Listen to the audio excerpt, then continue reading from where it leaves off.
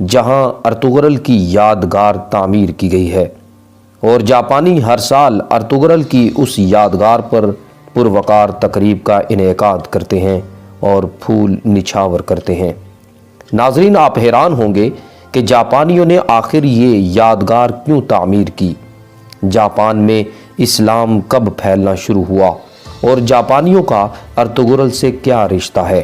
یہ سب کچھ جاننے کے لیے آپ کو اس ویڈیو کو آخر تک دیکھنا ہوگا، اور نئے دیکھنے والے دوست heroes of Islam T V official کو سبسکرائب کر کے بیل کے نشان کو۔ ابتدائی اور متوسط زمانوں میں یہاں کسی مسلمان کی رسائی یا کسی دعوتی کام کا ذکر نہیں ملتا۔ معلوم تاریخ میں شاید سب سے پہلے خلافت عثمانیہ کے سلطان عبدالحمید نے 1890 میں بحری راستے سے اپنی بحریہ کے جہاز میں ایک خیر سگالی مشن جاپان بھیجا تھا۔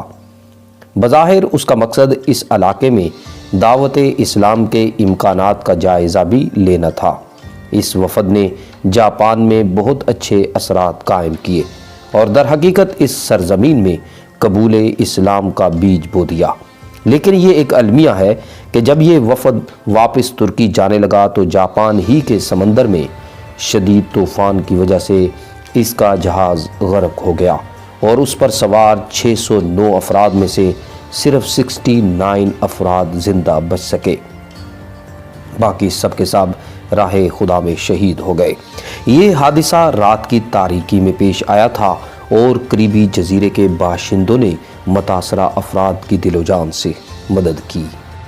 ناظرین، اس خیر سگالی مشن کے بیشتر ارکان اگرچہ شہید ہو گئے تھے، لیکن ان کی قربانی جلد رنگ لے آئی۔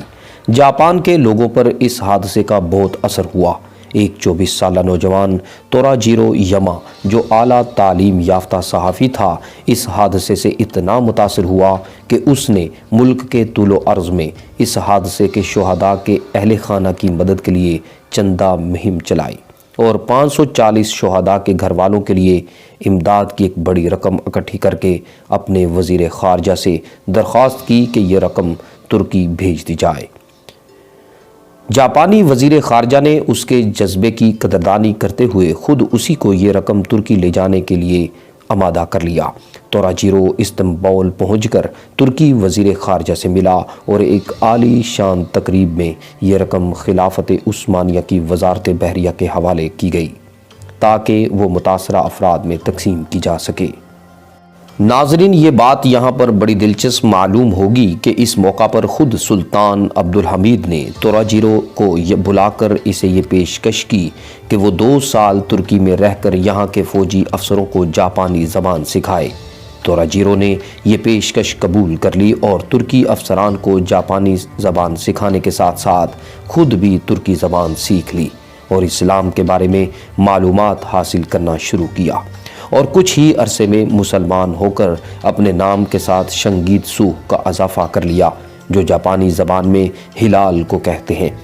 بعض دوسرے ذرائع سے معلوم ہوتا کہ اس نے اپنا اسلامی نام عبدالخلیل رکھا تھا۔ ترکی میں قیام کے دوران جب وہ اپنے گھر والوں کو خط لکھتا تو اپنا یہ اسلامی نام ساتھ لکھا کرتا تھا۔